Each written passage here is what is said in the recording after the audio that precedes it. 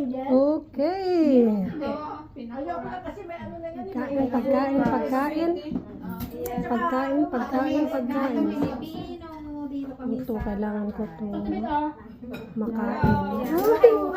Ay, masarap. Mukhang masarap.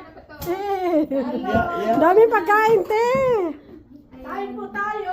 Mga Pilipino food. Ito, talbos ng kamoy. Ayan, o. Ayan, meron kaming Nako. labong. Ay, sarap.